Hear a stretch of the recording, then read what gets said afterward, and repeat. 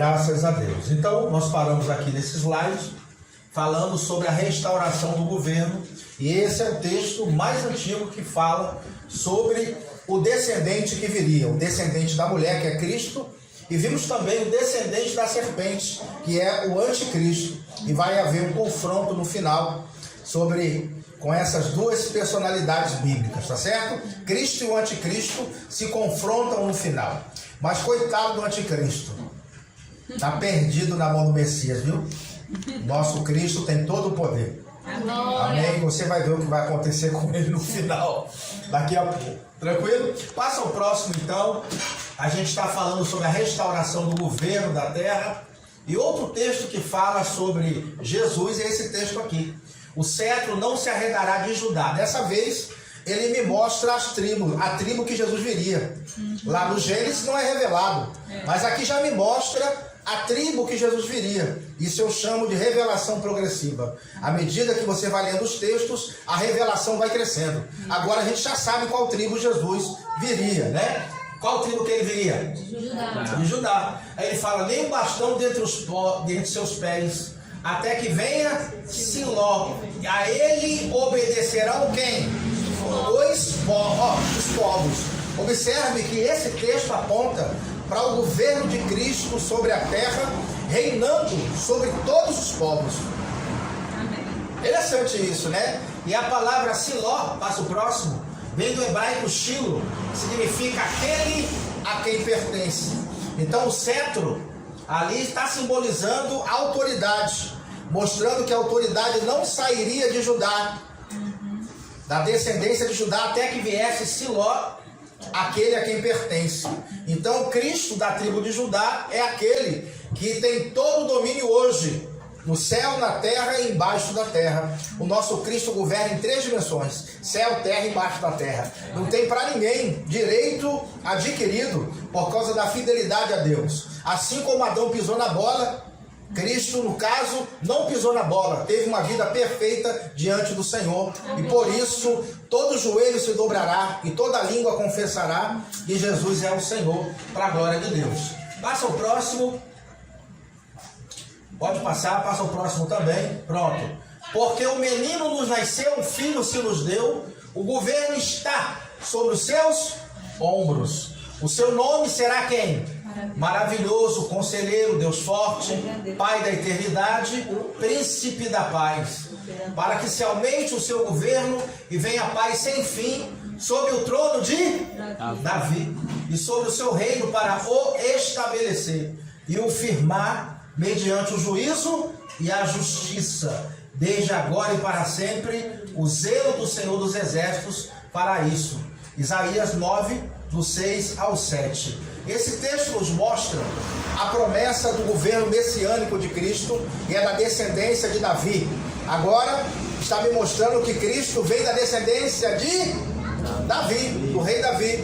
E esse trono será firme em justiça. Ou seja, ele vai governar sobre a terra em justiça e em verdade. Não vai haver quem bata na mulher, quem espanque a mulher, quem fume maconha. Não vai ter roubo, assassinato. Do governo de Cristo haverá paz sobre a terra. Amém? Cristo reinará por 1000 anos. E a Bíblia começa a me mostrar isso. Passa o próximo. Olha o Salmo 89.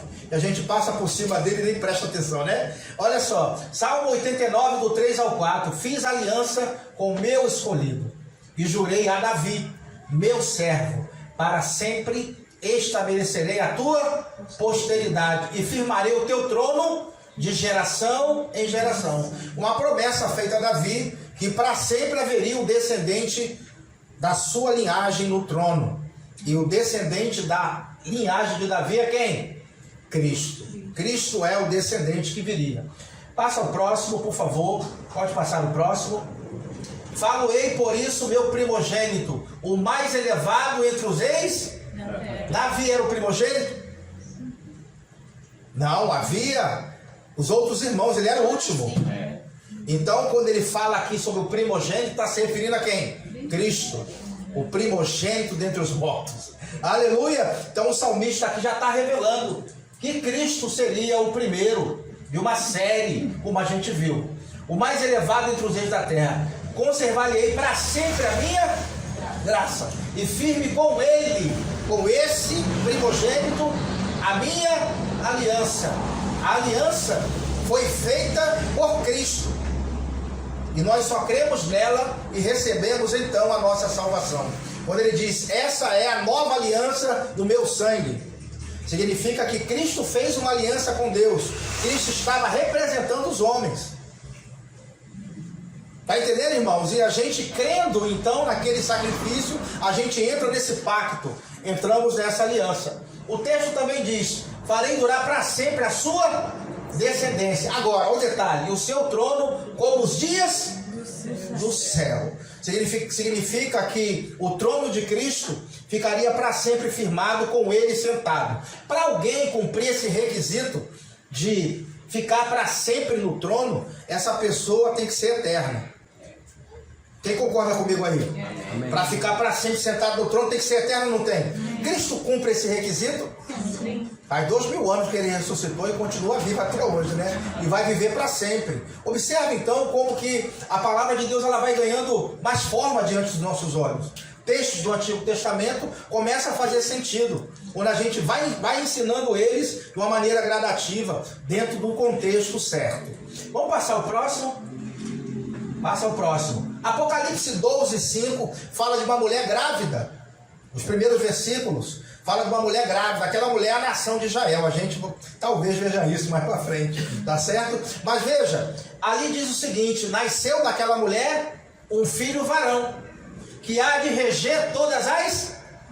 Observe como que o governo de Cristo é na terra, porque ele mostra que Cristo há de reger todas as nações com cetro de ferro, e o seu filho foi arrebatado para Deus e até o seu trono. Eu vou pegar esse versículo aqui e vou rasgar. Os textos que nós lemos estão me mostrando que Cristo reinará presente aqui na terra. Tem muita gente que pensa que Deus ele vai levar a igreja para o céu e depois o anticristo vai tomar conta do planeta. Deus vai deixar todo mundo para trás. Tem gente que pensa assim, mas não é o que os textos nos mostram. Nós vamos para o céu no arrebatamento e vamos ficar lá só 7 anos. Depois voltamos com Jesus. A gente vai ver isso. A gente retorna com Cristo. Até o final dessa aula, você vai ver isso acontecer. Vários textos mostrando isso. Por quê? Não existe uma preparação por parte dos ministros em estudar toda a Bíblia. Eu vou pegar esses textos e vou jogar fora. Eu tenho que harmonizar o que está escrito. Alguma coisa talvez as pessoas não estejam entendendo. Mas quando olhamos para a Bíblia, tem que olhar para toda ela. Amém? Não apenas um texto, mas todos os textos têm que se harmonizar. Porque a Bíblia não entra em contradição. Passa ao próximo, por favor. Olha só, interessante. Então virá o fim quando ele entregar o reino ao Deus e Pai. O reino pertence a Deus? O texto está me mostrando que ainda não. Ele diz, então virá o fim quando ele entregar o reino a Deus e Pai. E parece que haverá um momento em que ele vai entregar tudo consertado. Adão não bagunçou tudo? Bagunçou. Pronto, e vai chegar um momento em que Cristo vai falar, está tudo consertado agora. Porque ele, por causa de Cristo, nós nascemos de novo. Consertou o nosso espírito. Ok? Pelo poder do Espírito Santo, então, vamos ter o nosso corpo de glória, resolvendo o problema da morte. Agora a gente está falando sobre o governo da terra. A restauração do governo que foi entregue na mão de quem? De Satanás, com a queda. Amém? Então, Cristo também vai ter que tomar isso aí. E o texto continua dizendo, quando houver destruído todo principado, bem como toda potestade e... Isso aí está falando de potestades, principados, fala de poder espiritual, que ainda governa esse mundo.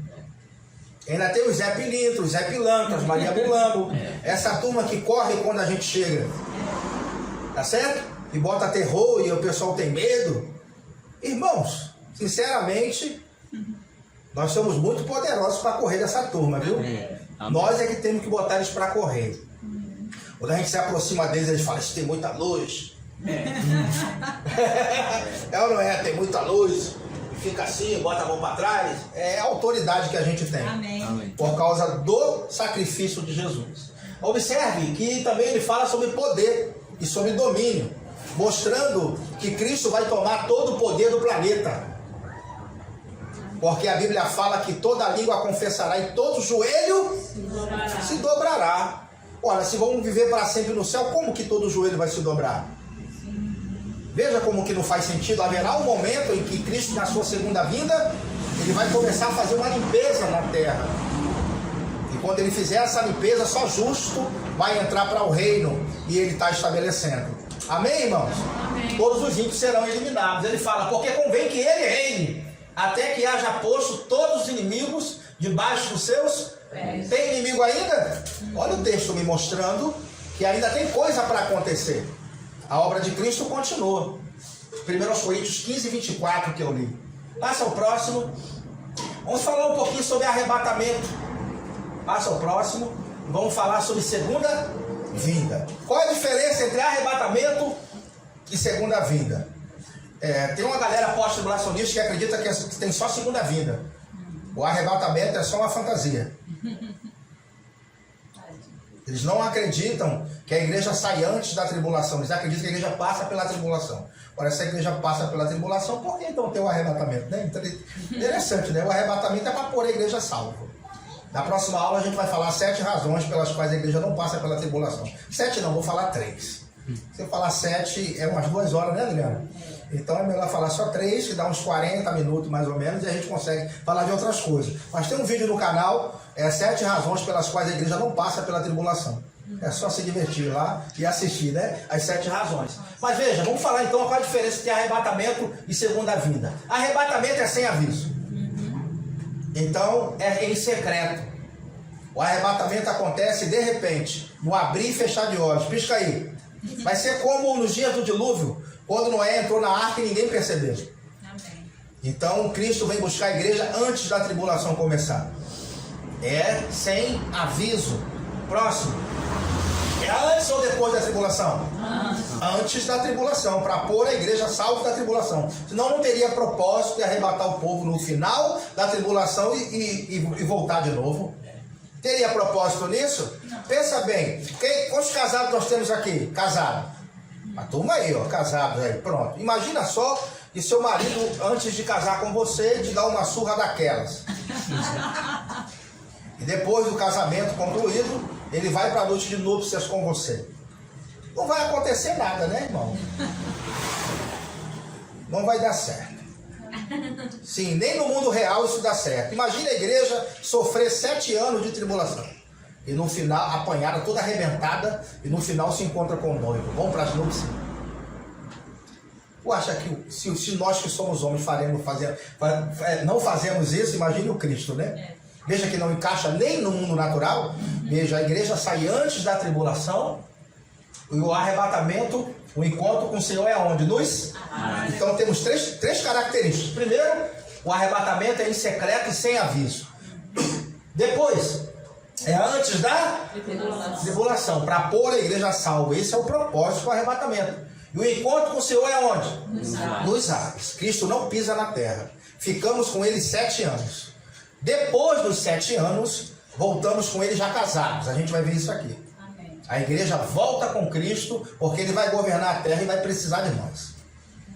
Glória a Deus, irmãos. Amém. A gente vai voltar com Cristo glorificado. Manto, viu, irmão? Pronto. A segunda vinda é depois da... Olha só como é que é diferente. É depois da tribulação.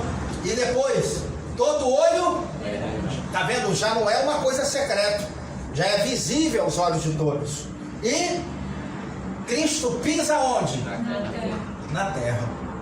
É diferente. O encontro não é nos ares. Cristo pisa na terra para tomar posse. Ele é o leão. Na primeira fase do seu ministério ele veio como cordeiro. E na segunda ele vem como leão. O leão é territorialista. Ele expulsa todos os outros que estiverem ali e domina sozinho, soberano. Amém. Ele é o leão da tribo de Judá. Irmão. O nosso Cristo. Ele vem poderoso. Você vai ver isso. Você vai ver ele vindo poderoso. Tem muita gente que pergunta, volta aí, Adriano. Tem muita gente que pergunta aonde está na Bíblia que o arrebatamento é em secreto. Já vi uns mal criados aí no canal falando isso, né? Fazendo essa pergunta. Está no mesmo lugar onde está a palavra Trindade? Ou no mesmo lugar que está a palavra missionário? Não tem. Tem a palavra Trindade na Bíblia? Não tem. Mas a Trindade existe? Sim ou não? Sim. Sim. Pai, Filho e Espírito Santo. Vai negar a Trindade? Não tem como negar. Tem a palavra missionário na Bíblia? Não tem. Mas vamos negar que os missionários existem? Não existe os missionários, porque o contexto bíblico nos mostra. Tem coisa que não é mostrada em palavras, mas é mostrada pelo contexto. E quando interpretamos a Bíblia, não pegamos apenas uma ideia isolada, mas procuramos harmonizar os textos para que tudo dê certo na nossa interpretação. Os irmãos entendem isso? Então, pela harmonização dos textos bíblicos, nós concluímos que o arrebatamento ele deve ser em secreto, porque ele ocorre antes da tribulação. Como foi Noé, nos dias de Noé, quando ele entrou na arca, ninguém percebeu. E a expressão no abrir e fechar de olhos fala de urgência. Pisca aí, fala de rapidez. Por isso que é em secreto. Quer que desenhe? A palavra arrebatamento por si só é a palavra harpazo, que significa retirar com força, é um sequestro. Quantos vão sequestrar uma pessoa e dar aviso para todo mundo? Amanhã nós vamos te sequestrar. Ninguém fala isso. Por isso, o arrebatamento é em secreto. É uma questão de lógica interpretativa. Tá certo? Não fica com raiva de mim, não. Eles vão assistir aí, não fica com raiva de mim, não. A visão que mais se harmoniza com as Escrituras é a visão pré-tribulacionista, que acredita que a igreja é retirada antes da tribulação. A harmonia é muito mais perfeita e muito mais confiável. Tudo bem? Vamos continuar aí. Glória a Deus. Volta aí, Adriano. A gente recobrar. Isso vai ser importante. Vamos lá. Arrebatamento é sem aviso, é em secreto. É antes ou depois da tribulação? Antes. E o encontro é aonde? Nos ares. E a segunda vinda é depois da tribulação. Todo olho verá. E Cristo pisa onde? Na terra para governar. Veja que são eventos distintos. Um ocorre antes da tribulação e outro ocorre depois da tribulação. Simples assim. Passa ao próximo então, por favor. Vamos falar um pouco mais sobre o arrebatamento. Olha só esse texto de 1 Coríntios 15, 51 e 52. Eis que nos digo um mistério. Nem todos dormiremos, mas transformados seremos todos. No momento, no abrir e fechar de olhos. Está vendo? Pisca aí. Como é que alguém vai ver isso acontecer, irmão? É em secreto, só pode dizer. Ao ressoar da última trombeta. Preste atenção que muita gente pega essa trombeta aqui para confundir com a trombeta do Apocalipse. E fala que a igreja passa pela tribulação porque vai ouvir a trombeta. Não. Essa trombeta aqui é uma trombeta de reunião, de encerramento, na verdade. Porque Paulo está escrevendo aos Coríntios. E Corinto é uma cidade da Grécia. E eles conheciam bem os Jogos Olímpicos. Ele pegou emprestado a questão da trombeta, porque quando começavam os jogos, se tocava a trombeta. Os jogos começaram. E assim que os jogos terminavam, era tocada a última trombeta, mostrando o encerramento dos jogos, o encerramento das atividades. Significa dizer que a última trombeta encerra a participação da igreja na terra. Amém. Aleluia! Amém. Significa que a igreja não estará mais aqui. A igreja será arrebatada, irmãos. Isso aqui é o encerramento das atividades. Estamos pregando, evangelizando, tomando porta na cara feia. Quem evangeliza aí sabe disso. Pessoal rasgando o folheto, sendo indiferente, nos xingando. Nós estamos aqui pregando, porque amamos as vidas, né? Mas veja, vai chegar um momento em que a igreja vai sair. Ela será retirada da terra. E a trombeta aqui é a trombeta de encerramento. As atividades da igreja terminou. Tranquilo? E termina com arrebatamento. A trombeta soará e os mortos ressuscitarão incorruptíveis. Olha só, os mortos ressuscitarão incorruptíveis. Quem tem parente que morreu e era crente aí? Levanta a mão. Pronto, um montão de gente. Veja, esses parentes nossos, eu tive também parentes que morreram, que eram crentes, morreram no Senhor, eles ressuscitam primeiro, com o corpo incorruptível. Aquele corpo, né? Glória a Deus. Fez parte da igreja, ressuscita. Vai ressuscitar Paulo, Pedro, Silas, Timóteo, todos os apóstolos ressuscitarão. Estevão, primeiro mártir da igreja, esses ressuscitam. E nós seremos o quê? Transformados também. Então eles ressuscitam. Imagine a sepultura se abrindo e um monte de... a cara do coveiro, se ele não for crente. Vai ser um arrebentar de sepultura. Muita gente vai dizer que foram os alienígenas que vieram sequestrar. Mas vai sumir milhões de pessoas. Os crentes irão desaparecer. Nós, os vivos, também seremos arrebatados, mostrando que aquele que é de Cristo, aquele que é a igreja, é arrebatado primeiro. Amém. É transformado primeiro. Glória a Deus, irmãos. Não dá para eu falar aqui sobre todas as ressurreições. É dividida em 5 partes. Não dá para eu falar aqui. Amém? Mas tem vídeo no meu canal onde eu falo sobre isso também.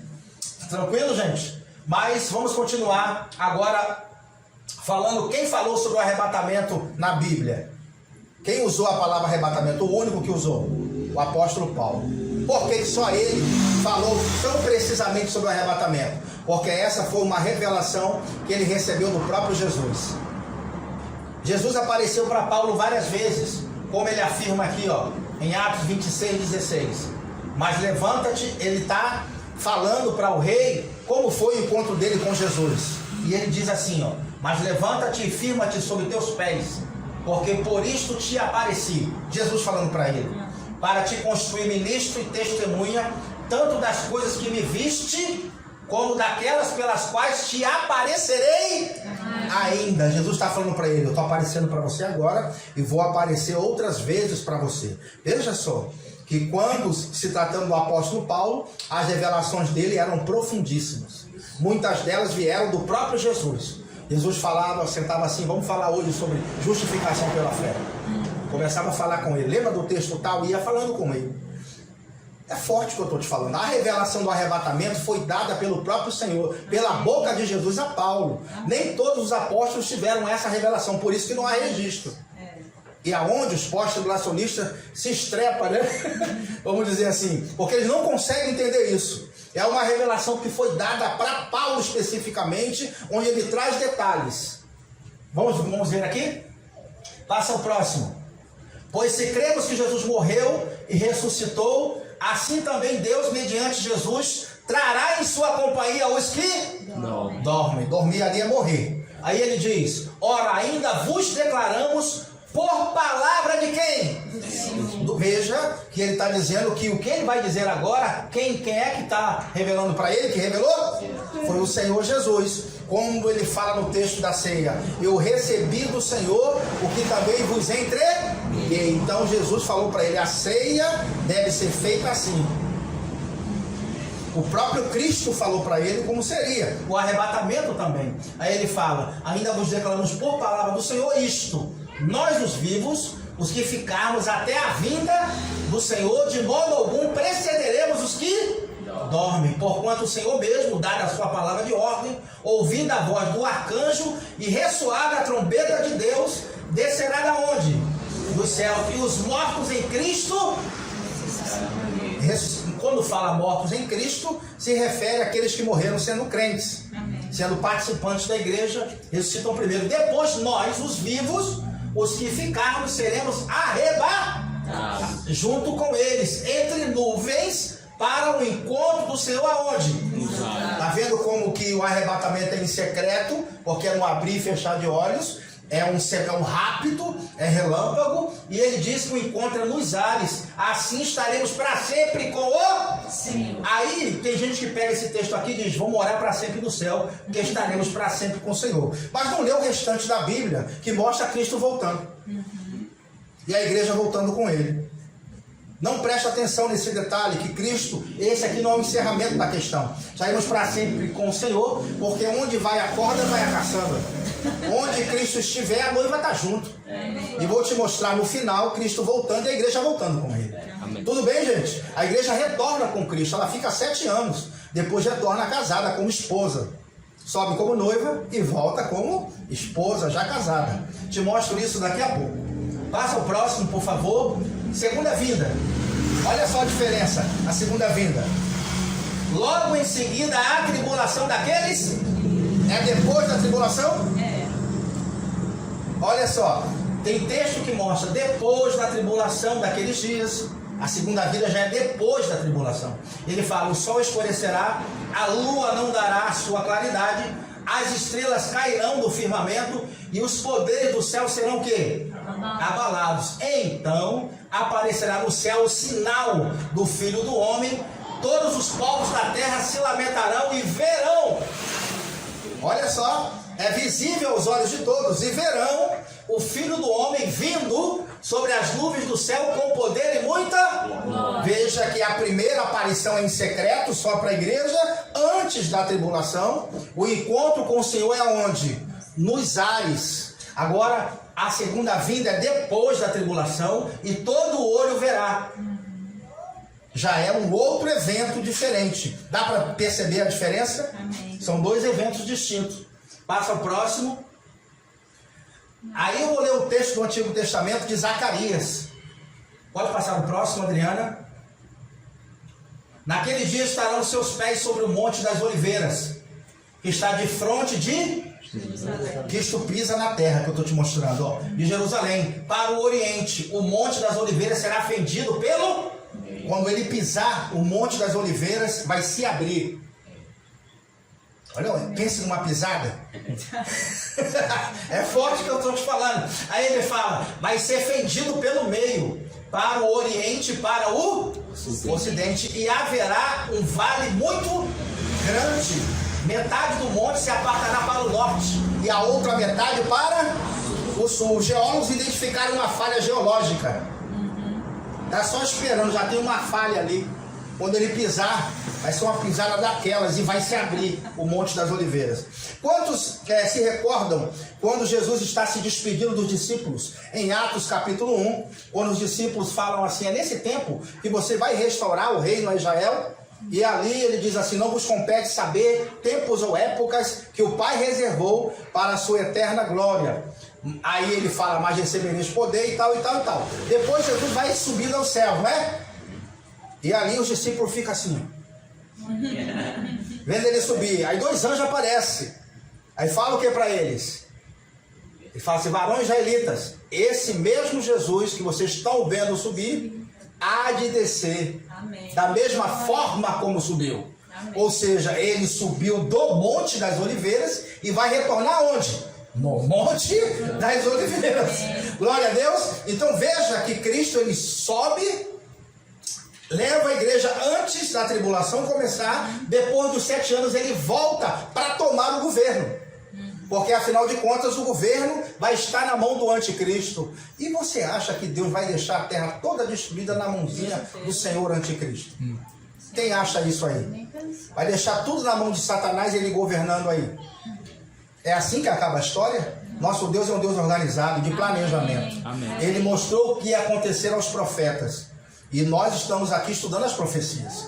Amém, irmãos? Amém. Glória a Deus. Então, olha só. Então ele vem e pisa. Agora, se você ler Ezequiel, a partir do capítulo 40, você vai ver a divisão das terras. Porque cada tribo de Israel vai morar na sua própria terra. Essa falha geológica, essa divisão do Monte das Oliveiras vai ajudar na divisão das tribos. Quantos sabiam disso?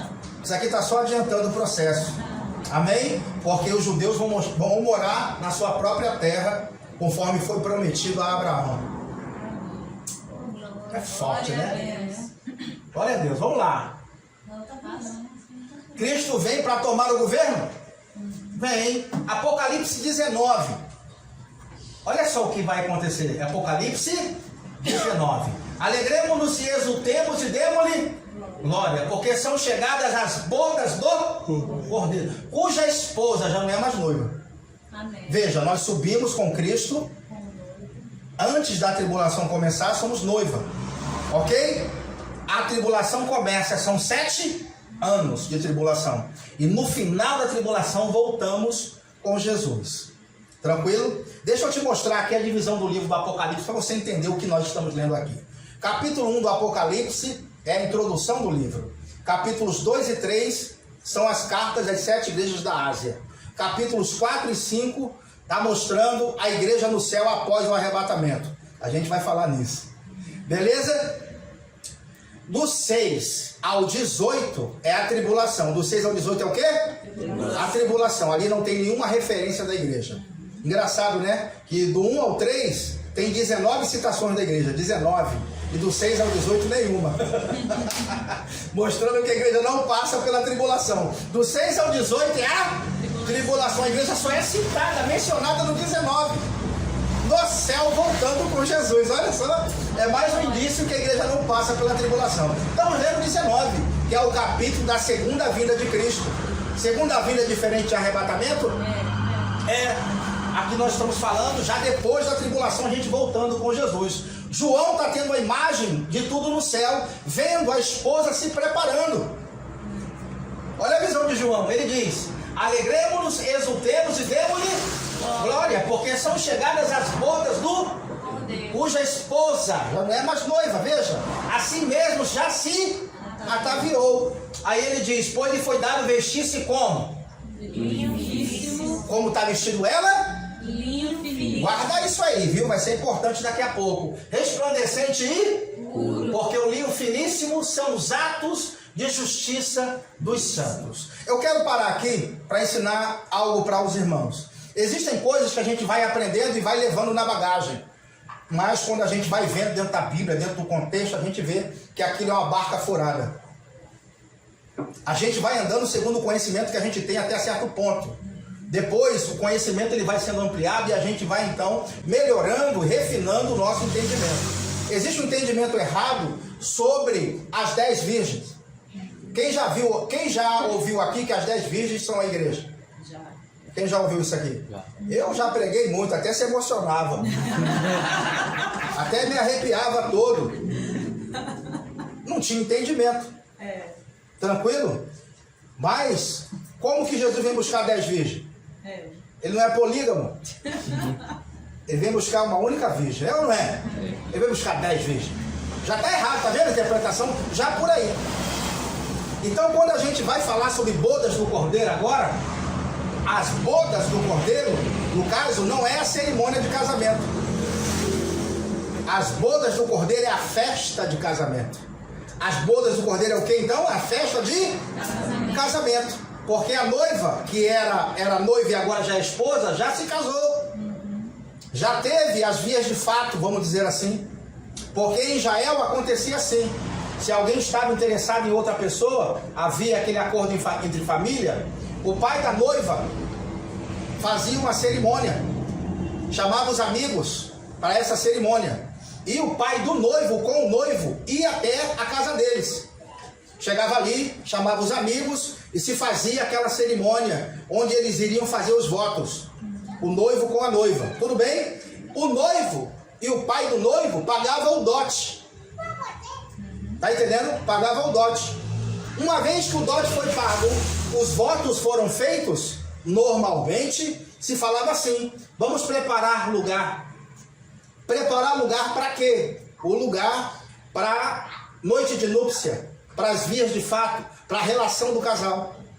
Então, normalmente, o noivo e o pai do noivo deixava a noiva ali. Ele não levava ela.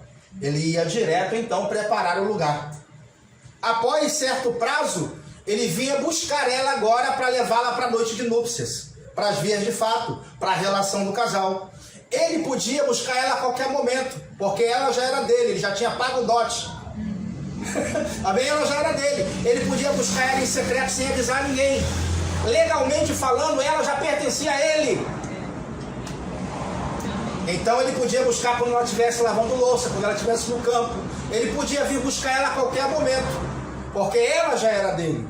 Certo? Pronto, passava-se o tempo, então o lugar já havia sido preparado, agora ele voltava para vir buscar. Ele pegava ela e levava ela em secreto. onde ele ficava 7 dias com ela, nas vias de fato, no relacionamento do casal. Pronto, ali então está consumada então o casamento completamente. Os irmãos estão entendendo? Sim. Depois então ela voltava com ele, os dois agora já casados. E quando eles voltavam, as amigas da noiva que cresceram com ela vinha dançando com lâmpadas para a festa de casamento que ia acontecer.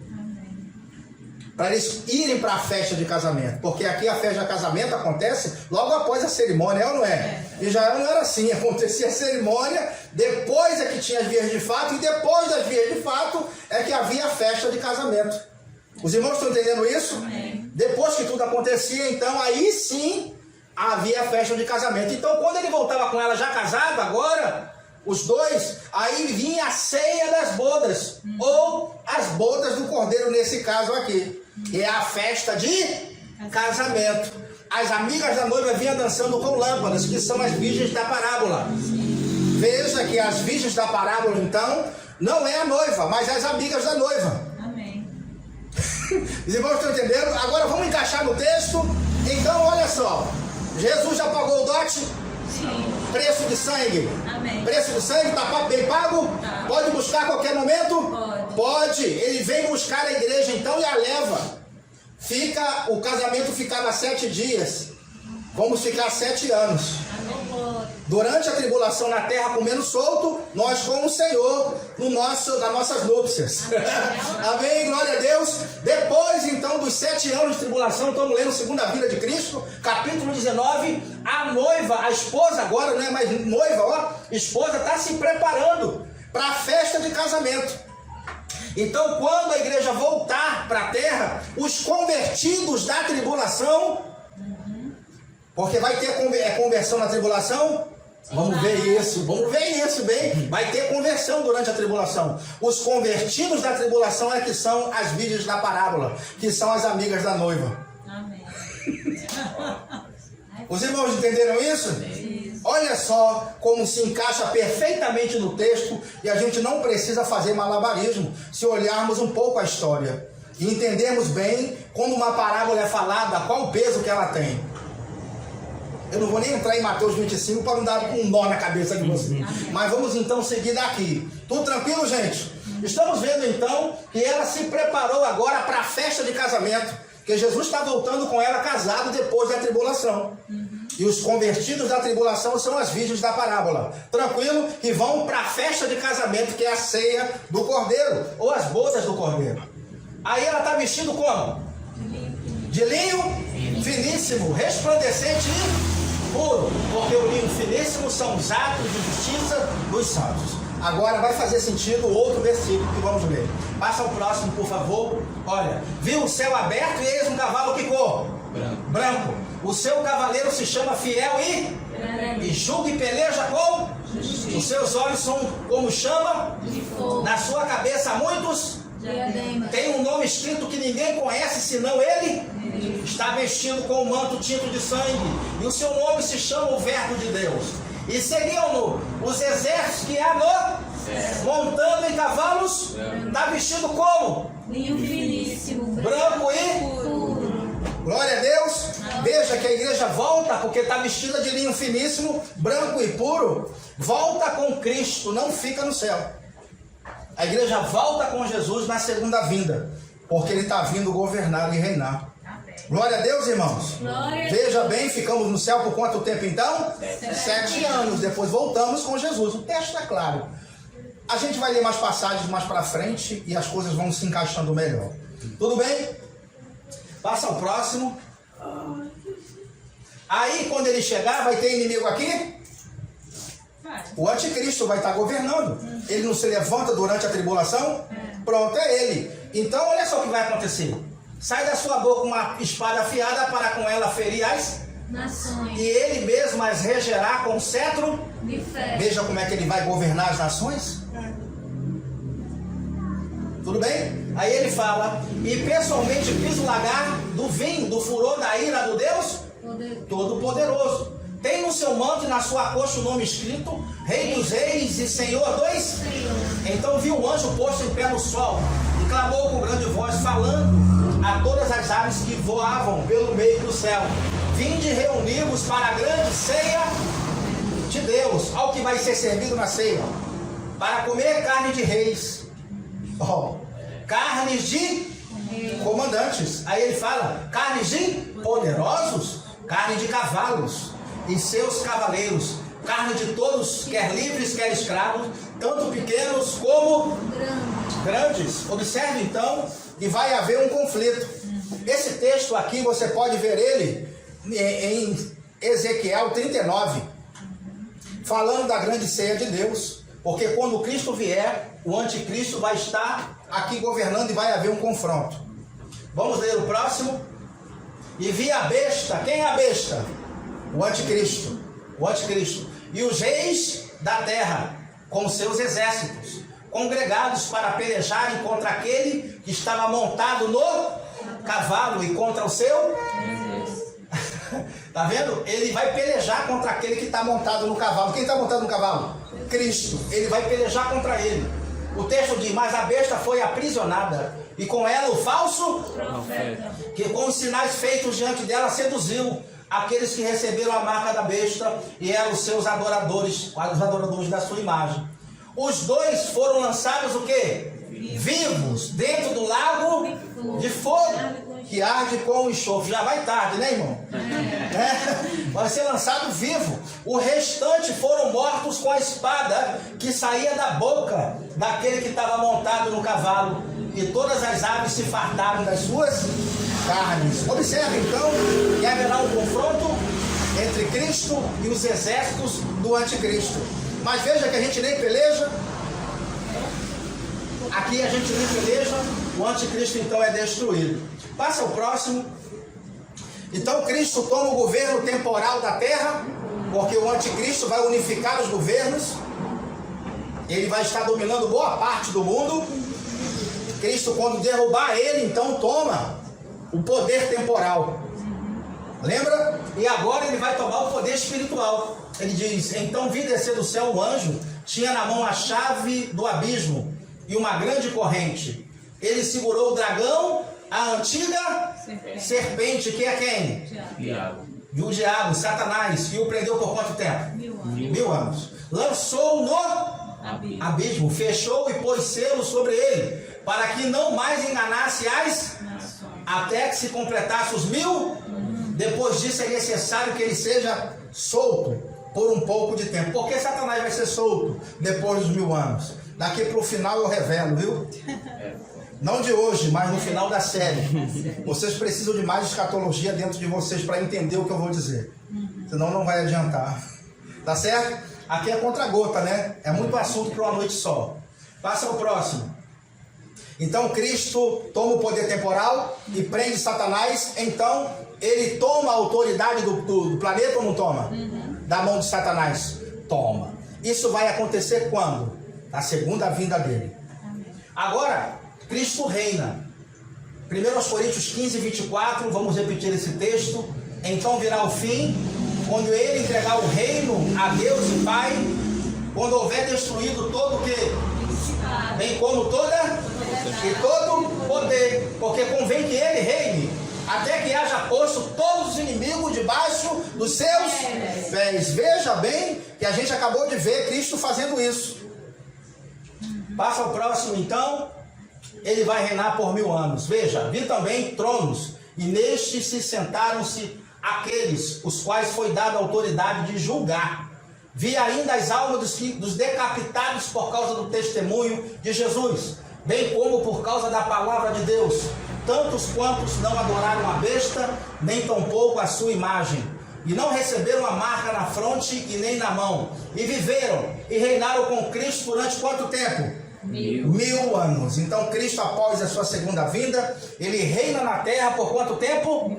1000 anos. Tranquilo? Nós chamamos isso de milênio, ou reino milenar de Cristo. Bíblia. Amém. Ok? Pronto. A gente está partindo para o fim. Vamos para a última coisa que ele vai restaurar. Restauração do planeta. Então vimos que Deus restaurou o homem. Sim, e agora o governo da terra ele toma. E agora faltou o quê? Restauração do planeta. Virá, entretanto, como ladrão o dia no qual os céus passarão com estrepitoso estrondo, e os elementos se desfarão abrasados.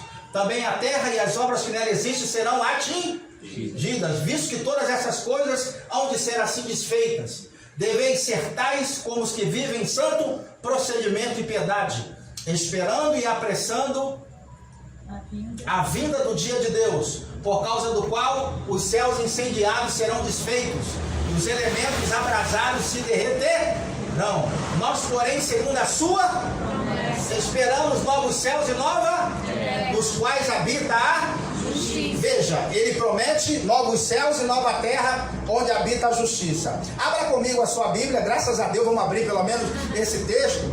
Isaías capítulo 55. Isaías 51. 51:16.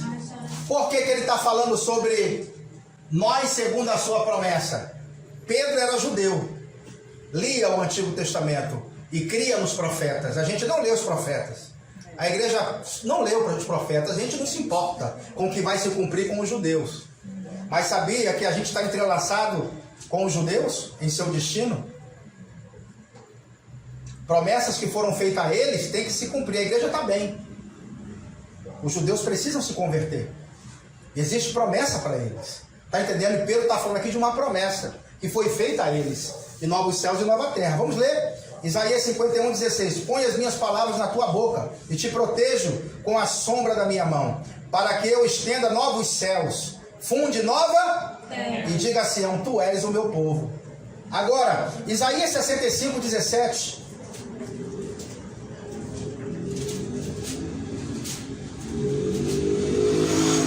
Isaías 65:17.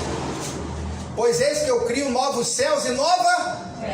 Olha, e não haverá lembrança das coisas passadas. Observe que mais uma vez a promessa de novos céus e nova terra. Tá bom? Tá não. Isaías 66:22. Porque como os novos céus e a nova terra que eu hei de fazer, uma promessa ou não? Sim. Olha, quando Deus promete algo, vai acontecer? Vai. Sim, ele diz, porque os novos céus e a nova terra que hei de fazer estarão diante de mim, diz o Senhor, assim há de estar a vossa posteridade e o vosso nome. Promessas feitas a Israel, os judeus, precisam se cumprir. Quantos sabiam aqui que o livro do Apocalipse tem 245 citações ou alusões ao Antigo Testamento? Quem sabia disso? São 200, ele é uma versão expandida de várias profecias que foram dadas antes. A falta de entendimento do Apocalipse é a falta de conteúdo dentro dos crentes que não leem os profetas. Quando lê o Apocalipse não consegue identificar as profecias ali se cumprindo, nem identificar as figuras, que estão tudo no Antigo Testamento. A gente se abraçou com o novo, não lê o antigo não presta atenção nas profecias que estão se cumprindo no Apocalipse. Eu sou até ousado em dizer 60% do conteúdo do Apocalipse está destinado aos judeus. Eles são os protagonistas na tribulação, só dá eles. Que a igreja saiu, Deus está tratando com eles, provocando a conversão nacional. É massa, né, irmão? Pensa num Deus maravilhoso. É manto, viu, irmão? Então, a promessa de novos céus e nova terra, vamos ver se cumprido no Apocalipse, então? Vamos lá. Apocalipse 21, passa o próximo aí, para a gente terminar. Vi novo céu e nova? Aí o texto diz o que ali? Pois o primeiro céu e a primeira terra passaram, e o mar já não? Quem gosta do mar, aproveita agora. Aproveita no milênio.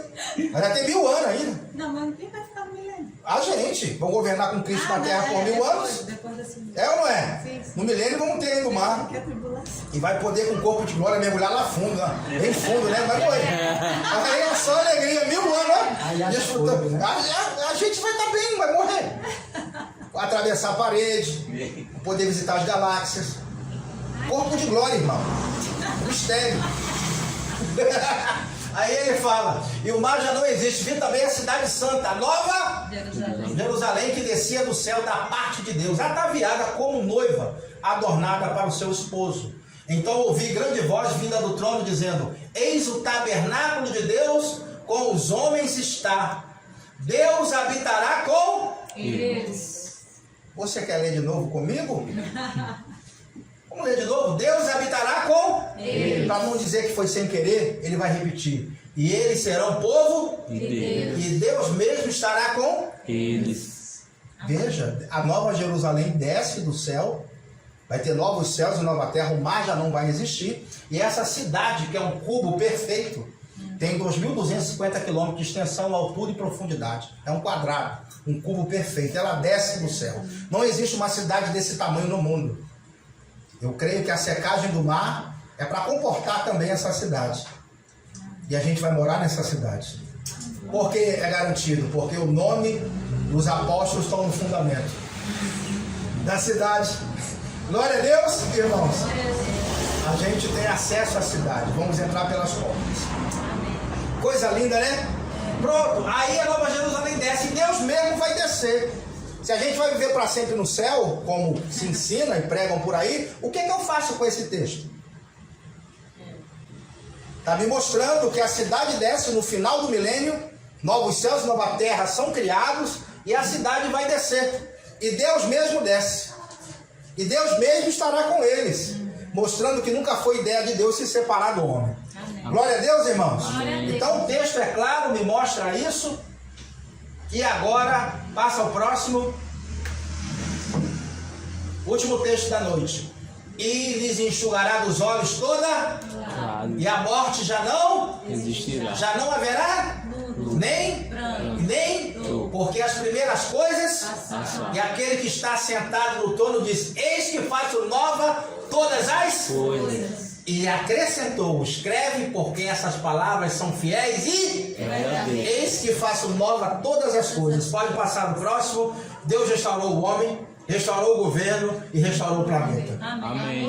Glória a Deus, irmãos. Glória a Deus. Amém. Deus então restaurou todo o processo de queda, reverteu e fez tudo novo. Isso é que estudamos em escatologia. Foi um panorama geral.